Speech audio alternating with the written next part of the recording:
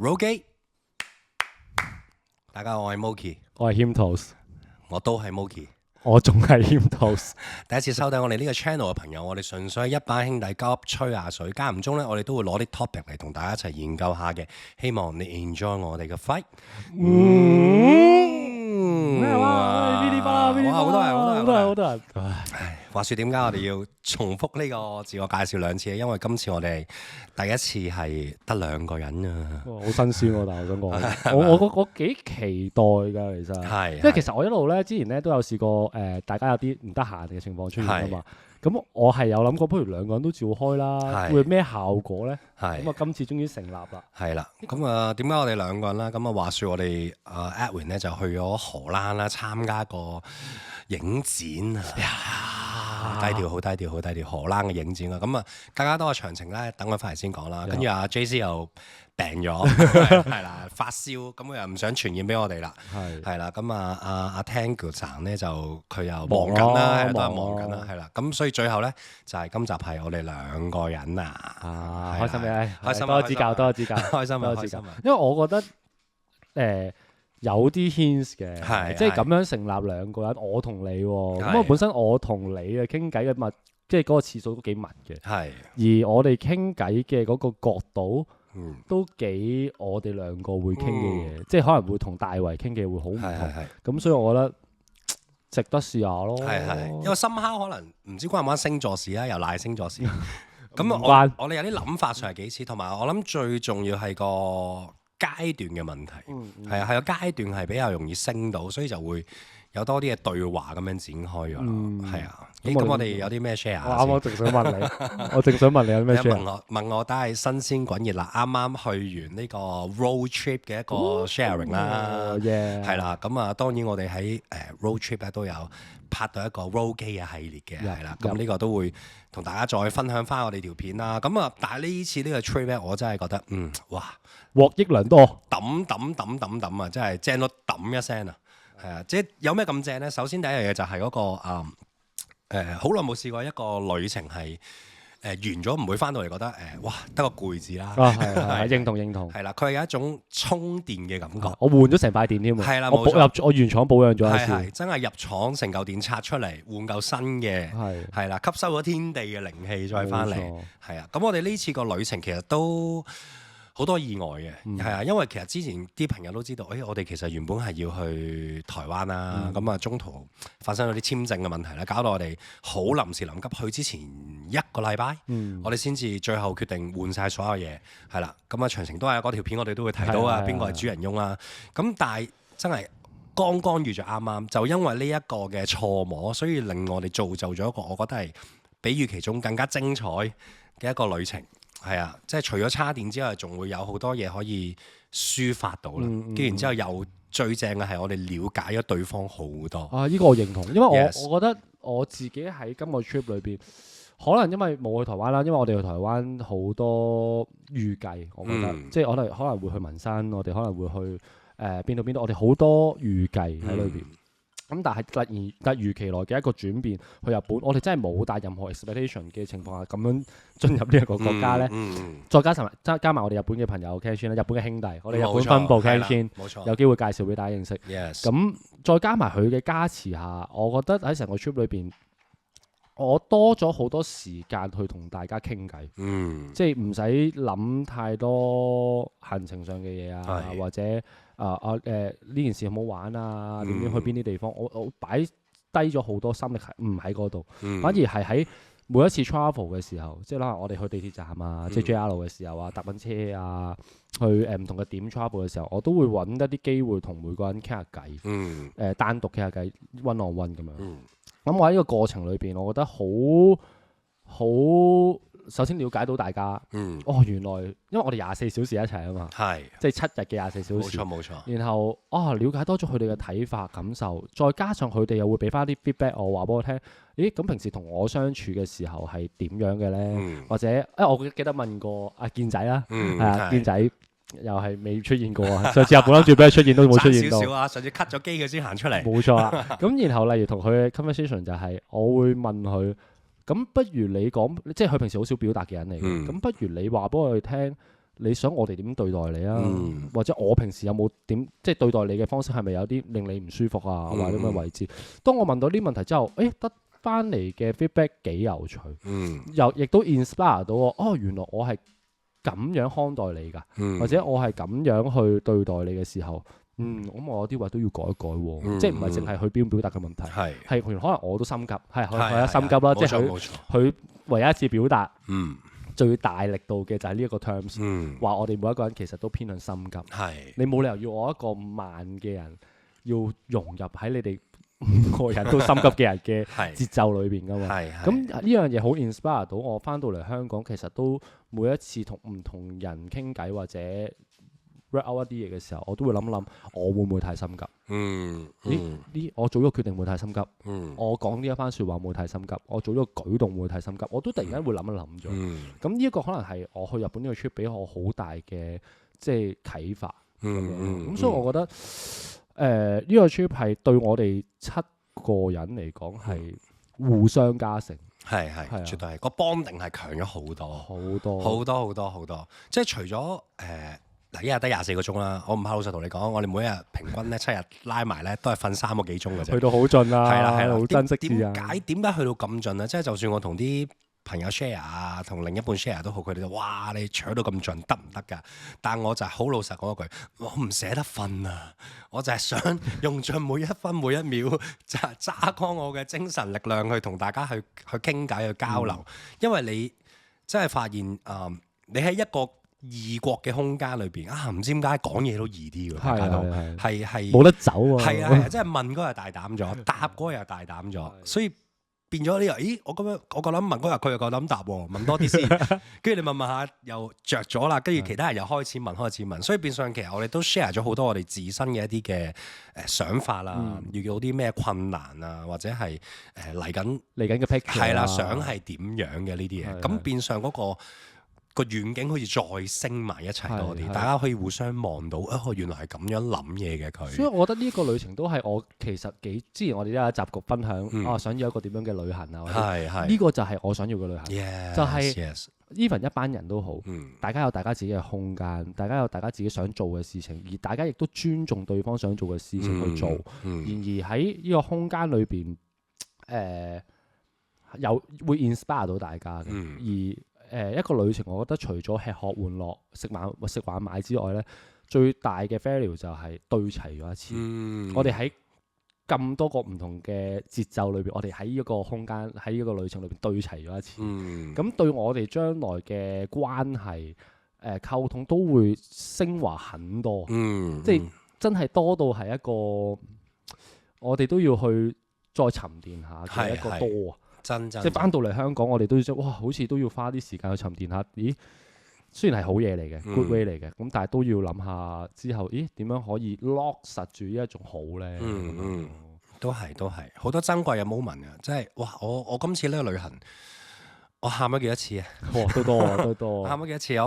我去到輕井澤，因為我第一次睇雪，我唔知嗰日我哋揸咗3個鐘頭車，一落車我就已經係湧出嚟嘅啲眼淚。但係嗰種感動係唔係淨係因為我第一次睇雪，亦都唔淨止係因為係我哋呢一班人，而係冇諗過此時此刻我哋可以喺呢個地方一齊去感受呢一個環境，有呢個 vibe 俾我哋，哇！真係好感恩嘅一種感覺。因為我都有個類似嘅 moment 嘅，就喺石獅教堂入邊，我哋每個人就分別坐喺唔同嘅地方。石獅教堂冇得拍啦，大家可以上網睇下一個點樣嘅環境啦。咁然後我哋喺裏邊，我哋揾自己一個位置坐，我哋唔係坐埋一齊。我哋分散坐喺坐嘅環節，坐嘅環節裏邊，我哋冇出過聲，我哋唔會同大家傾偈，好好地感受呢個場景。咁嗰下有第一下係感動嘅，但係未至於要喊，直至去到石獅教堂旁邊嘅另外一個比較 local 啲嘅一個教堂，冇乜特別，即係唔係話好靚或者點樣。但係去到嗰個空間，唔知點解佢有種魔力，一坐喺張凳度，哇！嗰種感動係湧出嚟，跟住哇就開始喊啦，就開始嚟了啦。然後我又唔知嗰個喊係代表咩嘅，但係就唔知咩嚟嘅，真係唔知咩 release 咗一啲嘢嘅感覺啊！哇！一出翻個教堂就真係因為我好記得一出個教堂，仲見到大家喺各自各地方影緊相啊，做緊自己嘢嘅時候，我望住大家，哇！Thank you God，Thank you Universe，多謝安排呢個咁嘅旅程俾我。冇錯，俾我哋太多 beautiful 嘅 moment 啦，今次真係要講太多嘢講啦。係啊，好難記得晒啊，同埋係呢個旅程都發掘咗大家感性嘅一面，即係學你話齋，我哋好多時去旅行係吃喝玩樂、買嘢咁樣，但係今次其實我哋冇乜點買嘢，因為可能somehow喺嗰個精神上嘅滿足已經超出咗呢個對呢個物慾嘅一個追求啦，所以你已經覺得係嗰啲唔緊要啊。開頭我仲諗住話，去到邊度要買啲咩？去到嗰位我就是但啦，唔重要啊，嗰啲完全唔重要，因為我已經攞咗好多，我覺得係更加有 value 嘅嘢。反而我會唔會去歐力啊？反而會唔會唔去原宿？我哋不如留啲時間傾下偈，揾間吧傾下偈啊！我寧願係咁樣。係。太多精彩嘅時刻可以分享，遲啲先再分享。冇錯，我哋等人多少少先，得兩個人講唔晒。係啊，我哋翻嚟今日嘅主題先。冇錯，咁今日嘅主題同埋呢個旅程其實有啲關係嘅，因為好似啱啱講啦，我哋透過呢件事了解咗對方好多，但係更重要嘅係我哋喺對方嘅身上面了解到自己嘅一啲嘢。係啦，咁我哋今日嘅 topic 就係想講下呢啲人成日話自我了解係好重要嘅，你又認唔認同呢件事啊？我就絕對認同嘅。點解呢？就係因為我剔起咗呢個自我了解嘅所謂療程，或者一個starting point，就係我之前喺啲集數都有分享過，就係由我30歲生日嗰一刻開始，我覺得唔知自己想要咩，唔知自己為咗啲咩做緊啲乜，即係可能呢份我都好熱衷我嘅工作職業或者我嘅興趣嗰樣，但係 for 咩呢？我點解想做嘅？完全唔理解，唔了解。咁呢份我覺得應該係到咗我自己住，開始我就開始想發掘啦。因為我覺得我嚟到依間屋嘅時候，我第一個問題就係問，我想要一個咩空間生活？我就企喺呢個角落頭嘅，企喺個角落頭望住成間屋。呢間屋我想喺度點樣生活呢？我想喺度可以做到啲咩呢？咁我一路望住個吉嘅地方，嗰時係間屋嚟噶嘛。咁開始嗰啲畫面開始浮現啦，我中意嘅嘢開始出現啦。我睇到我生活嘅一啲痕跡啊。咁我就好快就決定，喺呢度啦。咁然後喺度住嘅時候，我就發覺，因為一個人嘅時間太多，咁嗰時又未拍拖啦，係留咗好多空間俾自己問自己問題。咁我覺得呢樣自我了解呢個行為係，我覺得每一個人都需要，因為好多人由出世到去讀書，到去大學畢業，到入社會做嘢，可能呢度都講緊20幾年。但係呢20幾年都係學習融入人哋嘅圈子，學習人哋嘅模式，學習人哋嘅一啲觀念。即係例如讀書嘅時候，可能老師話俾你聽應該咁，應該咁，應該要咁，你就可以做到咩人啦。去到可能甚至近前，可能喺屋企嘅時候，屋企人話俾你聽，你嘅習慣應該係咁，你睇嘢應該係咁，你對人應該係咁，所以你要咁啦。咁然後到出嚟社會做嘢又係，做嘢應該要咁。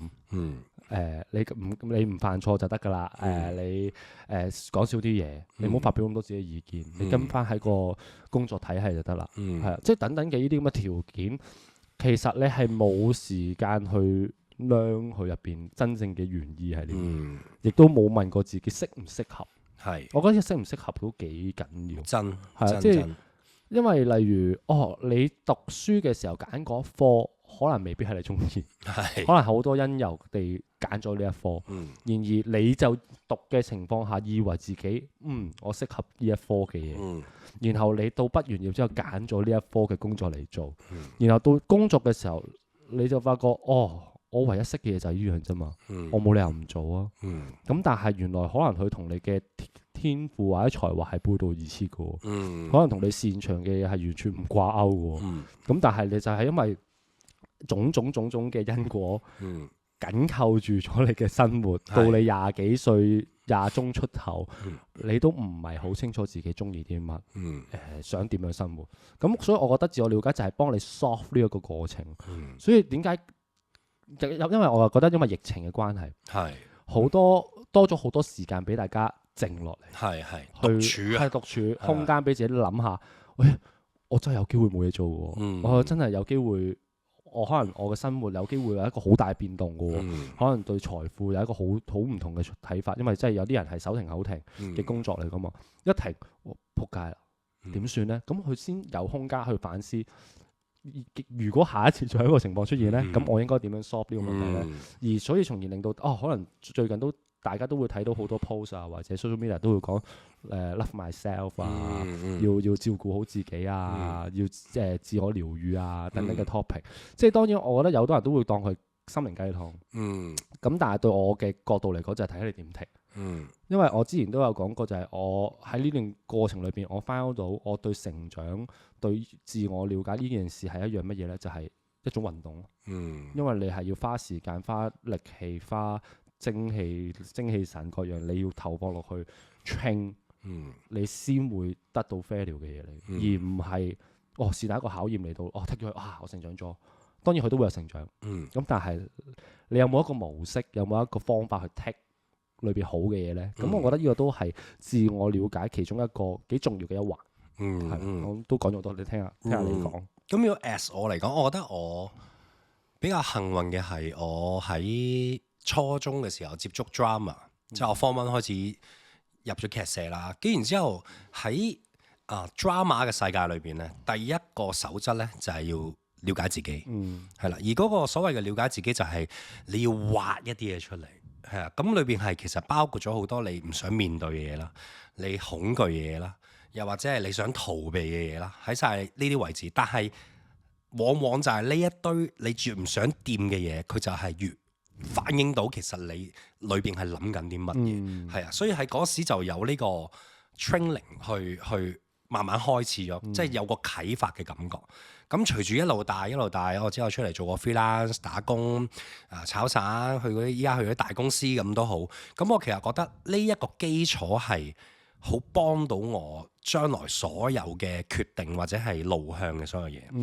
因為我覺得搞咁多嘢，點解你要了解？其實了解就係為咗唔想行咁多冤枉路，係啊。而呢個了解，所有嘅冤枉路唔係話係咪一定要嗰條路你 confirm 係得嘅你先行落去？唔係喎，而係你問咗自己真係 deep down 嘅你想定唔想先？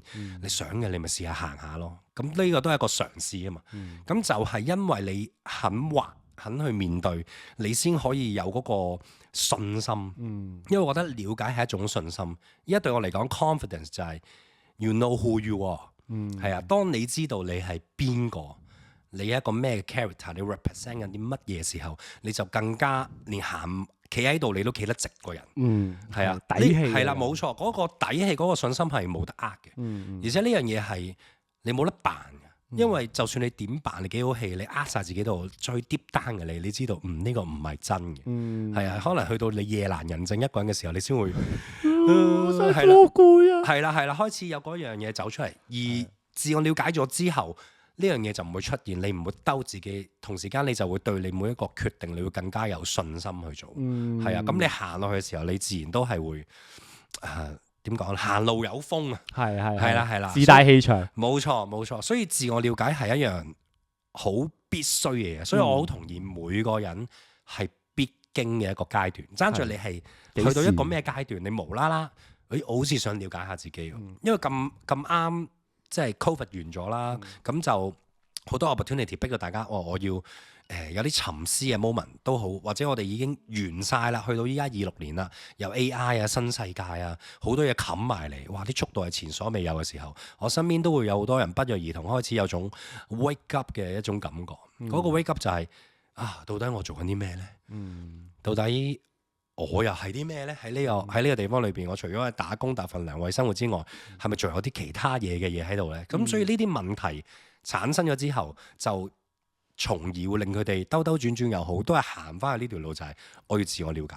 係啊，我想講你啱啱有講到一個 point 呢，我係有感受嘅，即係我都幾深刻，就係你講做戲，你開頭係做戲 trigger 到你去要留意呢件事嘅時候，因為我都反思翻我其實都係由學做戲開始去 trigger 到，因為就係之前我就 review 嘅時候，我就去上咗啲 drama 咁樣。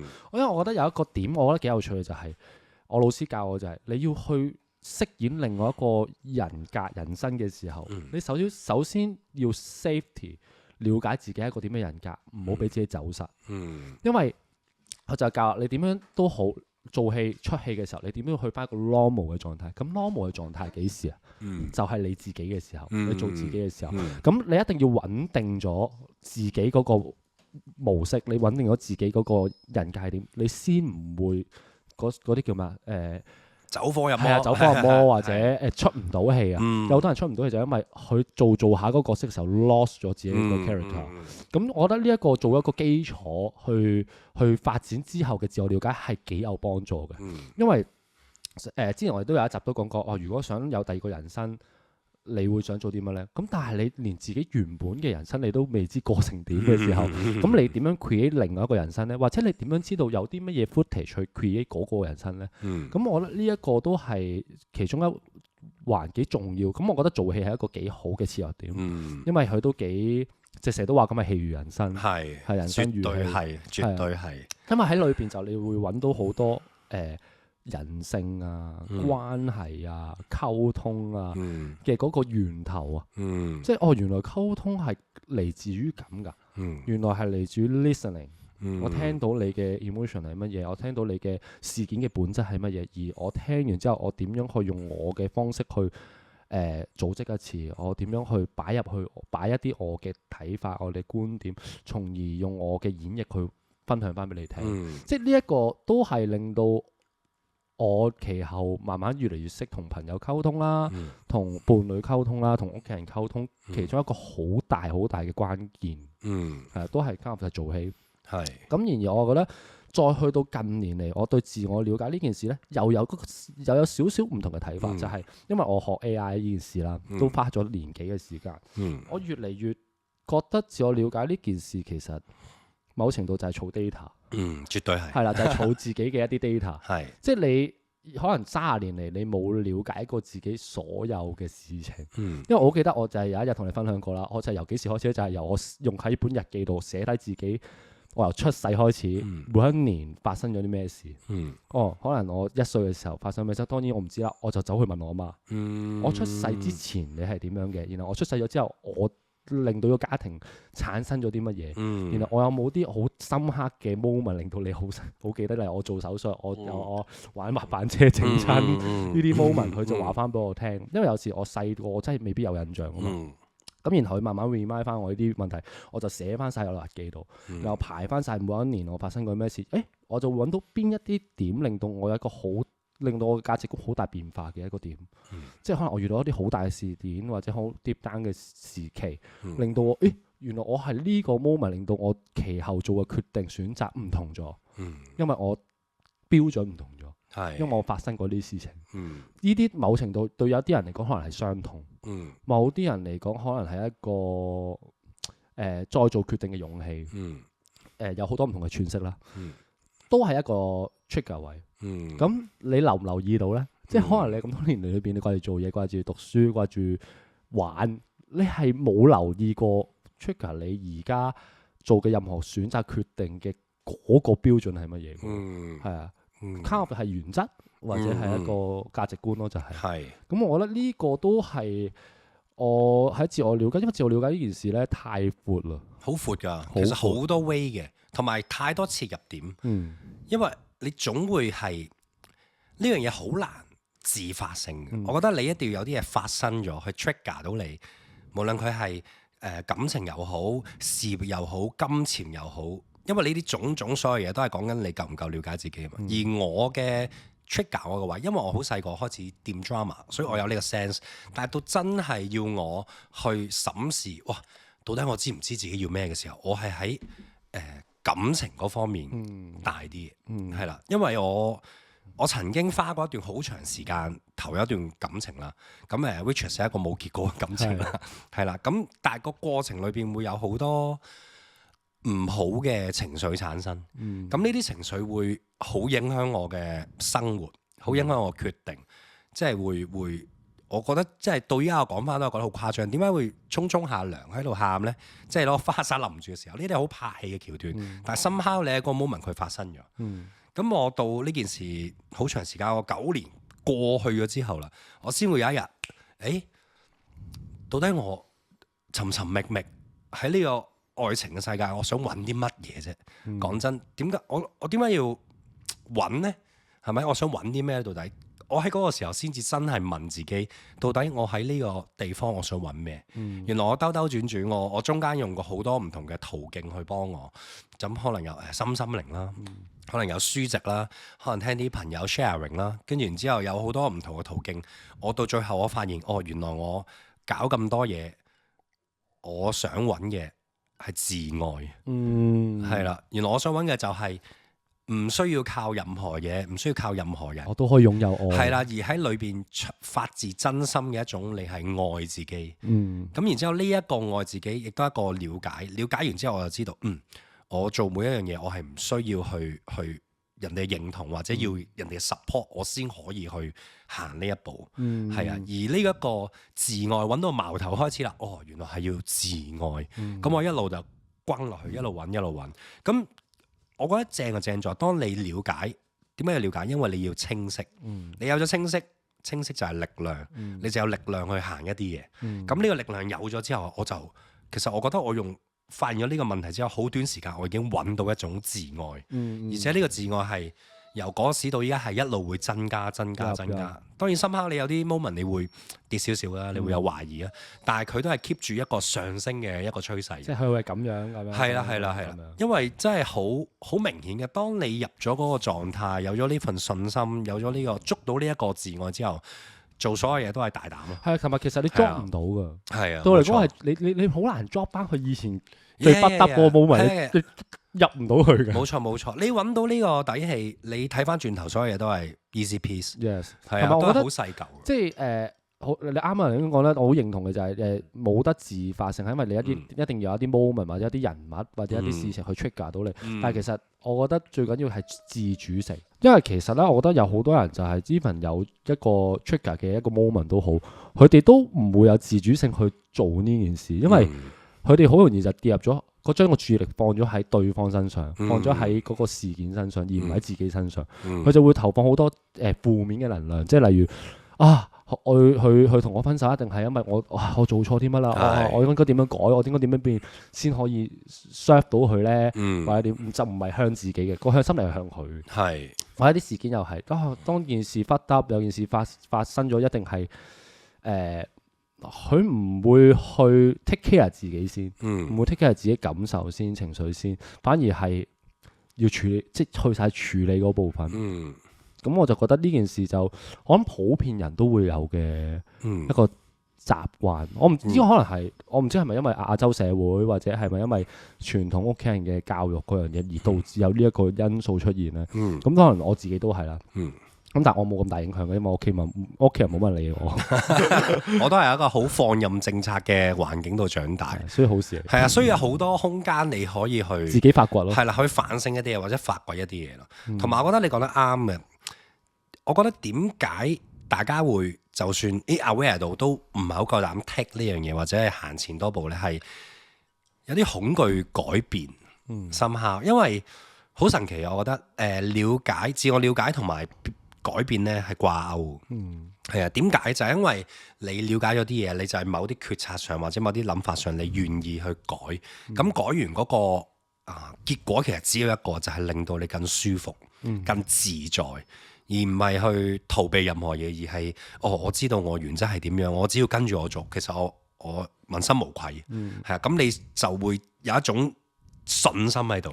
因為大家人與人相處，其實我覺得係我哋成日諗點樣去 please 一個人，點樣去投入一個環境，用一個環境點樣去令到一個人更加喜歡我。但係原來你發現咗到最後，其實都係你夠唔夠了解自己啦。當你夠了解自己，佢睇你都唔同啲。哇！呢條友有諗法喎，佢知佢想要啲咩嘅喎。係啊，即係好似我哋今次健仔個旅程，佢都有講過，係咪啊？即係健仔係一個 barista 嚟嘅，咁佢係沖咖啡嘅。咁呢一個人咧要講少少嘅，因為我係由小一開始認識呢個朋友。咁佢嘅心路歷程就係其實佢人生係一路被擺佈嘅。即係何謂被擺佈就係要讀好嘅中學 Band One，讀大學，讀完大學出嚟做寫字樓咁樣。咁佢係行晒呢條咁嘅路，直到有一日因為一啲生活嘅改變，逼住佢要轉行，轉咗去嘗試做水吧，跟住接觸到沖咖啡呢樣嘢。由嗰刻佢同我講話，哦，我都係問佢點解你覺得做一個 barista 係令你快樂？佢就同我講，呢個係我人生之中第一次，我覺得我有得揀。係啊，我可以好清晰話你聽，我點解要揀呢杯咖啡？我選擇佢嘅原因係乜？係啦，我係中意佢風味，我中意佢嘅香氣，我中意佢啲乜嘢都好，我可以好所有嘅 details 係你問我，我答得到你，而唔係我而唔係我要諗啲嘢作出嚟去 fulfill 你一個問題咁樣嘅一個角度，所以你就會見到就算係好根深蒂固嘅一啲嘢，當你去到嗰個 moment，你願意行多一步嘅時候咧，其實係可以令到個人更加自在，更加開心。係啊，今次旅程完咗，佢都係好明顯自在咗好多。呢個我自己都好開心，因為啱啱講嘅有啲嘢你冇得用把口去傳遞俾佢，你去做啦咁樣。係啊，因為我哋根本裏邊咧係會有一個諗法就係命運係冇得改變。係啊，咁我以前都會咁諗，但係直到有一日，我有一個朋友同我講，你覺得命運有冇得改變？我話好似冇喎，好似對好多嘢都整定啦。佢就同我講，OK 好，咁我想問下，你認唔認同性格決定命運？佢話我認同啊。OK，咁所以性格決定命運嘅時候，咁你嘅性格有冇得改變？咦啊，好似好似我呢位可以執下喎。佢 OK，咁如果你改到個性格決定命運，咁命運係咪可以改變啊？係啦，我嗰下就冇諗過喎。係啊，因為我哋成日會諗，我哋唔好為咗人哋去變啲乜嘢。但係其實呢個變係唔係 for 任何人，係 for 自己。Yes，just for yourself。跟住然之後，當你去為你自己承擔啲嘢、剔起啲嘢去做一個決定去改變嘅時候，你係會驕傲嘅。當你做好咗之後，你話哇！我靠自己去完成咗啲嘢，嗰個成就感係人哋俾你唔到。係，所以由嗰刻我就知道，了解嘅重要就係要知道你嘅底氣，知道你嘅性格，然之後你再去塑造到底你將來你想成為嗰個人係點樣。當你 match 到呢樣嘢，咁你個 vision 就自然就對齊到啦，就拍得埋一齊。係啊，因為我都想分享呢個，即係可能我嘅 picture 有少少同你唔同，但係我覺得個原意係一樣嘅，就係點樣改變性格啊，或者改變自己身邊嘅，或者從自己出發多啲。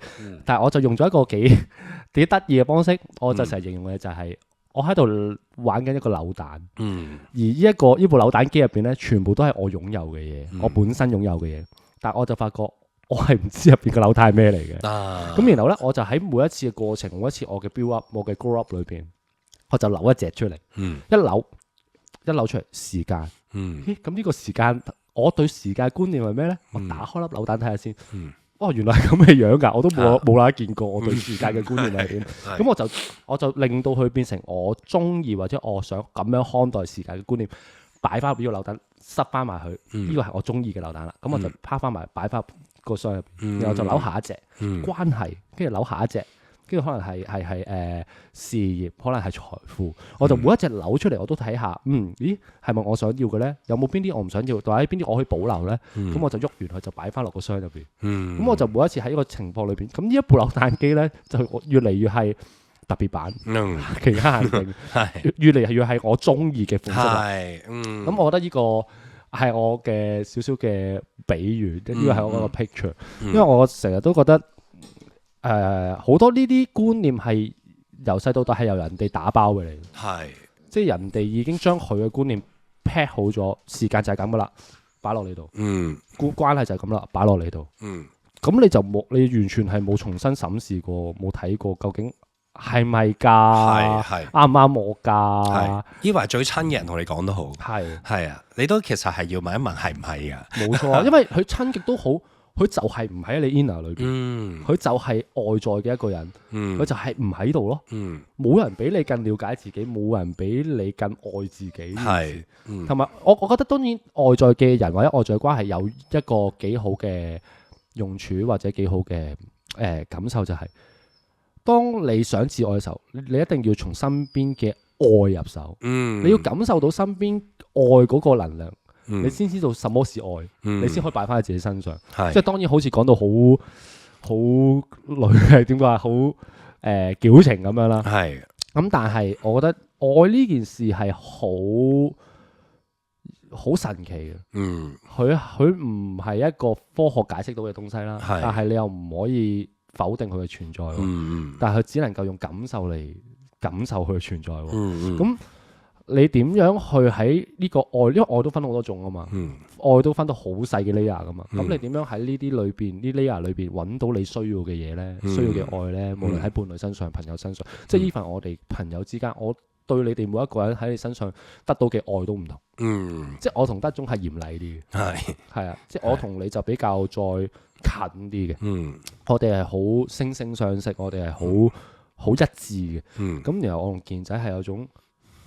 屌你咁樣，咁然後我同我成日都同形容我同細咗嘅關係就好似兩隻狗仔咧，見到面就打緊魚膠，跟住就大家分翻嚟舐下大家，即係有冇嘢嘅。咁但係都係出於愛。咁你點樣描述呢個愛呢？咁就要喺前面要好好觀察下自己擁有啲咩愛啦，自己對愛嘅觀念係點啦。分析完你先知道點樣重新喺自己身上描述一種即係全新嘅愛俾大家。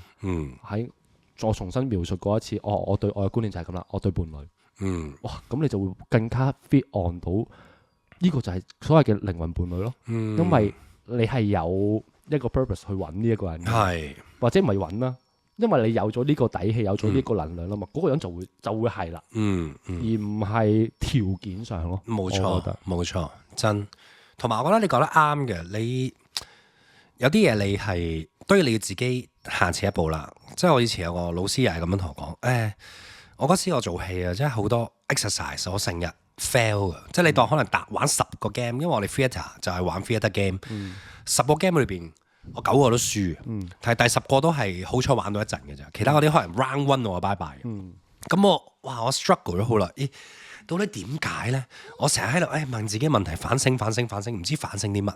跟住然之後有一日同佢喺後樓梯嗰度食煙，跟住之後我老師又同我講話，佢話其實咧你自己喺度盲中中去諗咧冇用嘅。你想知答案啊？問你對手啦，係啊，你對面個人先睇到你睇唔到嘅嘢。如果你睇到，你搞掂咗啦。你而家就睇唔到啊嘛，咁你揾個睇到嘅人，你試下問下佢啦。跟住我覺得下係，其實啱，所以就會多咗個 open mind 去問多啲唔同嘅意見。因為我覺得呢條路係好玩嘅地方就係你可以用任何方法去切入呢件事係啦。然之後你喺個過程之中，你都可以係好反覆到，因為其實從來都唔講時間嘅，係啦，只不過係個重點就係你想唔想尋找呢樣嘢啊？係啊，因為你揾到又唔代表你贏嘅，係冇贏同輸，係啊，你揾唔到都唔代表你輸咯，係啊，即係點解人唔可以？我就係中意普普通通打工一世退休完咁樣，我覺得好幸福啊，絕對翻，呢個都係我喺自我了解嘅過程之中，我揾到就係每個人對自己自我了解嘅 definition 唔同，佢有佢嘅權利去選擇，而且我亦都冇資格去 judge 佢呢個選擇。如果你覺得呢個選擇 at the end 你入棺材嘅時候你係笑住嘅，咁我覺得 OK 啊，係啊。咁然之後我點解要去揾就係我想去到嗰刻我笑住咯，係啦。然之後呢一個笑住就係嚟自我有冇用盡全力去尋找，係啦，尋唔尋找到我都答你唔到其實，係啊，因為你成日啲聽，有啲人60、70歲先開始揾可能，有啲可能我20幾歲啊白手興家發咗達啦，哇人生好無聊啊，我又想揾，咁所以我覺得個階段唔同，但係 at the end of the day 呢一個尋找對你嘅人生嚟講，我覺得係有價值。同埋我覺得唔使擔心，因為佢冇得量化嘅，即係唔係因為我花咗幾多時間，做咗幾多 value，唔係嘅。我覺得對呢件事嚟講，唔係唔成正比嘅，係反而係呢一樣自我察覺、自我了解呢件事係一下嘅啫。佢你一下睇，即係一個 trigger，一個 moment 一通，你就明噶啦。然後一明，然後個世界就唔同啦。即係一下即係個世界，跟住變咗個模樣咁。因為同埋成日都覺得。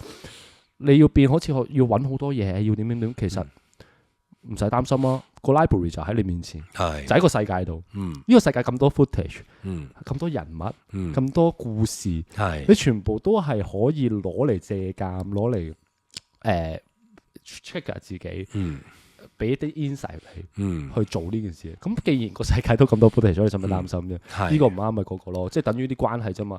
呢個唔啱咪第二個咯，都係過下，即係。其實所以點解好多佛經啊、心靈啊、whatever 可能聖經啊，唔同嘅所有 mindset 上嘅一啲學説或者説法，其實個源頭好近，只係個描述唔同。係，因為我哋都相信我哋都接觸好多啦，因為我哋就係不停揾緊自己揾唔同嘅 way、唔同嘅方法去做啊嘛。咁你越聽得多，其實都係萬變不離其宗。冇錯。係啊，你啱啱提到呢個，我呢排都睇咗個 sharing 好得意，佢真係研究咗好多唔同嘅宗教嘅一啲嘅聖典啦，係啊，真係共通位 卡啦。佢跟住有一個人就話：我睇晒咁多嘢之後，咁多唔同嘅 language，咁多版本之後，我發現係有一個 terms 係喺呢度所有嘅嘢裏邊都會出現嘅。而呢個字就係唔好驚。係啦，唔好驚。所以佢哋其實搞咁耐，宣揚咁多嘢，就係我哋可能到最後，你想唔想自我了解？因為恐懼而唔敢去。只要你唔驚，你就可以去做決定，你就可以做好多嘢，你就自主你人生，你 take control。係啊，你有 take control，你當你覺得有得 say 嘅時候，咁就算日子好定唔好，你都唔會怨咯。因為我揀噶嘛，呢條路係啊，係我去選擇噶嘛，而唔係被安排啊嘛。係啊，所以我覺得可能自我了解呢個位都係好重要一個位，可以延伸落去，然之後有關係一樣嘢。因為佢真係影響太多啦，唔係冇錯，即係唔係淨係 mindset 上，佢影響你嘅行為啊，對人嘅態度啊，對工作觀嘅嗰個態度又好，即係好多影響。只要啱 channel 啱 vibe， 你喐到，係所有嘢都啱，我覺得係，因為同埋所有嘢都會係你想要嘅。所以我都好 appreciate 我哋好多觀眾，其實有時都會分享俾我哋聽，去做到佢想做嘅嘢。可能經過我哋之前，可能有聽下我哋 podcast，佢就會 trigger 到一啲嘢，然後同我哋分享翻。我真係試下唔考慮太多去做，做到喎，做完之後有幾 good feel 喎，有幾正，然後亦都令帶到佢去下一次嘅旅程，下一次嘅改變，下一次嘅察覺。咁我覺得呢一個 conversation 最正就係，雖然我哋冇親身見，但係我哋有一樣嘅感受，我哋亦都傳遞到呢種能量俾大家。而呢樣嘢係我哋拍咗年幾嘅呢個 podcast 裏邊，我覺得幾大嘅啟悟。我都幾 enjoy 呢一種能量嘅散發。唔係純粹我哋傾偈之間，我哋淨係 build up大家，而係喺呢一個 vibe 裏邊，亦都感染到大家。剔到喎，佢哋亦都會喐。佢哋都會為自己而奮鬥，為自己而努力。咁我覺得呢件事係我想 keep on 繼續做，而亦都係我哋繼續拍 podcast 嘅動力。係啊，咁所以我係好 appreciate，即係每個同我哋分享你嘅故事、你嘅改變嘅聽眾。尤其是我好記得係有個聽眾係同我哋講佢獨自去旅行，嗰個係啦，即係 even 到今日佢都仲有喺 IG 度 share 俾我睇。佢即係會 inbox 我啱啱去咗邊度啊！我喺邊度揾咗啲好嘅機票啊嗰啲嘢，所以我睇到佢嘅分享，我係開心。即係一嚟佢會話俾我哋聽，因為我聽完你哋嘅 podcast，我有啲想法，我又做咗啲行動，所以我有呢啲嘢翻嚟。咁同時間，我覺得我都好鼓勵大家多啲同你最親嘅朋友多啲傾偈。除咗吃喝玩樂之外，我哋試下挖深少少，係啦，揾啲你想問又問唔出口嘅嘢，或者你想問人哋點樣睇你嘢，你即管問佢。因為我哋係成日傾偈，有時喂，咁其實大家點睇我啊？覺得有啲咩優點缺點啊？其實呢個係好赤裸嘅，係即係你唔夠 friend 啊？點解我強調揾啲 friend 唔夠 friend 啊？反面噶啦，係佢咯，成日遲到黑人嚟嘅，係啊，咁所以你揾啲夠 friend 嘅，我覺得。只有佢哋會同你講最真實嘅説話，然之後喺呢啲説話裏邊，你先原來我係咁樣嘅。但係到底係咪呢一個係你想俾人睇到嘅你呢？係咪你想表達嘅你呢？我唔知，但係一定喺呢個過程，你會知道，我可以點樣去令到我更加舒服，又可以俾人睇到我想俾你睇到嘅一面。咁係一個過程咯。係啊，因為都好多 friend 佢都話，其實識咗好多年10幾年。我都唔係好知你係點，我睇你嘅 channel，我反而知你係咩人。係啦，所以我就會覺得，原來其實你一班人去傾偈，唔經唔覺，你就已經展露咗你嘅性格、你嘅選擇、你嘅態度、你嘅原則係啲乜嘢。係啊，所以你即管去揾你啲 friend，真係大家促膝長談啊，整支酒咁樣啊，哼下杯咁樣嚇，係啦，咁啊傾幾句咁，我覺得係絕對有嘢攞嘅，係啊，而且呢一個係有意義嘅，即係我認為開心去玩嗰啲，其實大家都講得嘅，冇人唔講得，但係喺呢個背後仲有啲咩咧？係啊，係咪呢啲唔講之後就冇嘢講咧？又好似唔係喎，所以我覺得你可以再試下去發掘呢啲嘢出嚟咯。同埋我覺得發掘下嘅途中，你就會發覺你擁有嘅嘢好多。其實你唔係喺你心目中想，唉，我好似咩都冇，可能係因為你貪心啫。係你想 achieve 咁多，咁當然唔係唔好嘅。咁樣人有目標有動力係好事。咁但係喺再 achieve 更加多嘅嘢之前，會唔會留意下自己身邊擁有嘅嘢先呢？咁可能嗰啲嘢都帶俾你好多唔同嘅 insight，去令到你行得更遠。係啊，當你知道嗰啲嘢，你就更加珍惜呢個 moment， 珍惜呢個當下。咁你珍惜呢個當下呢，所有嘢都靚咗咯，無啦啦。係啊，靚咗，你心情又好咗，你又燥少咗，成個連帶關係係好大影響嘅。搞咁多嘢都係俾啲無謂嘢嘈住啫嘛，我哋無謂嘅思緒、無謂嘅資訊，無啦啦跳出嚟，你又要應付面對，先會搞到個人咁敏陣啦。係啊，當你有底氣嘅時候，呢啲都亦喐你唔到啊，因為你企到好硬淨，我已經成個根插咗喺地板度，生緊啲根落去個地底裏邊啲泥土搲得好實啊，冇人喐得到我。就算即係你唔會因為一句説話而摧毀咗你。我覺得，因為深刻我哋有時候好脆弱，我以前都會啊，即係好好勝嘅時候，有啲聽到啲説話會抵唔住，係啦，會想還拖，會想嘈，會想證明。但係你到依家就聽完，我自己知自己事，我唔需要理你。係啊，你咁樣講都係你有煩惱啫，唔關我事。你唔好投射落我度。成日都話啊嘛，就係兩樣嘢，關我撚事，關你撚事。係啦，冇錯。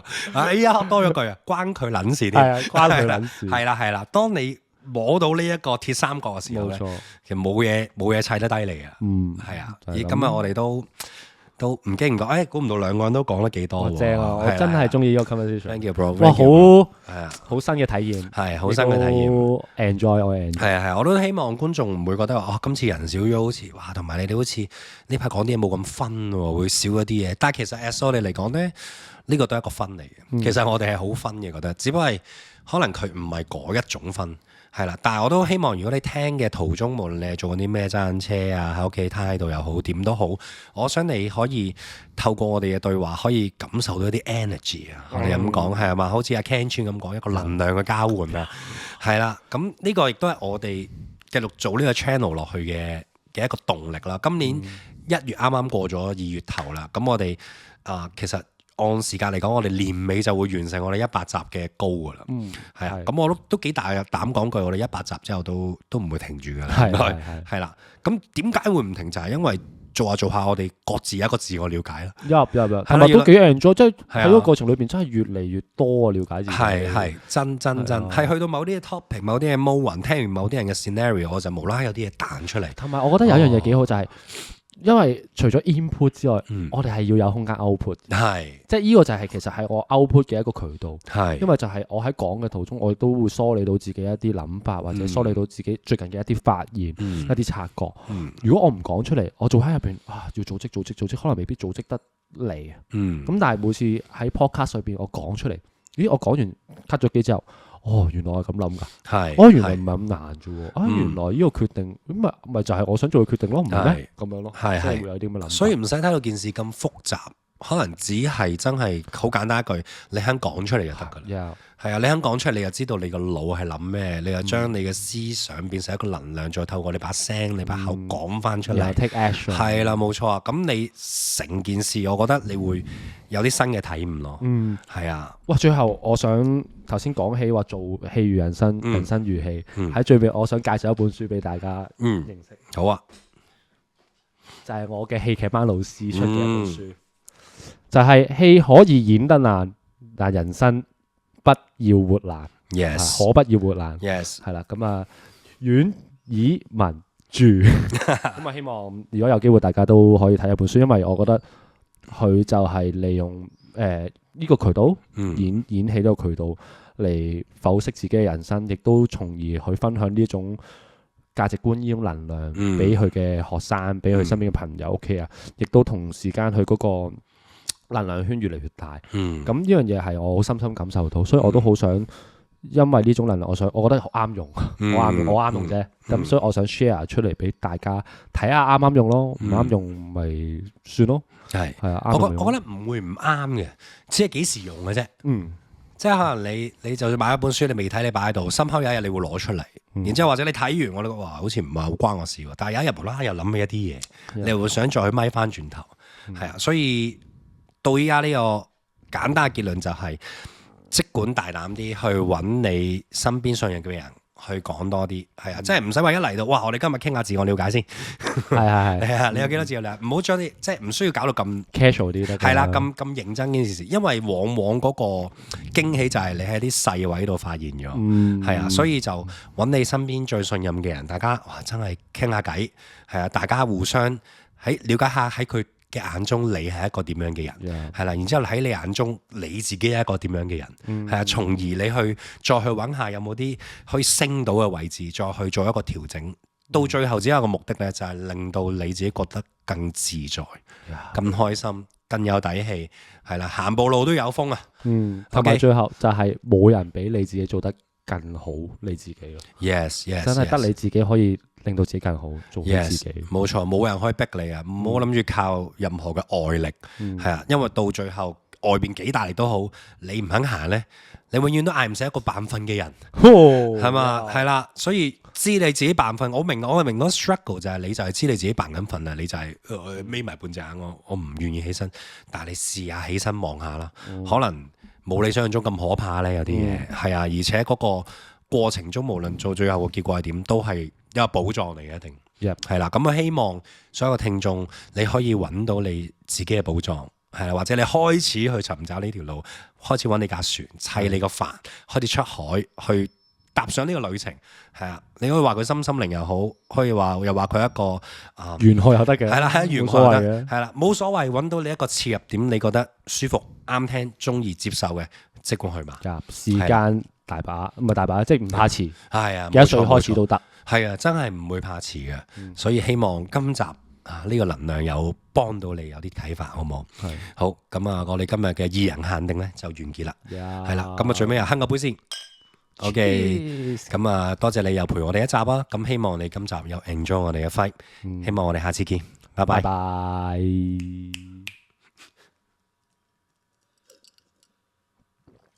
你沖酒係一流，係有一手，低調。Good。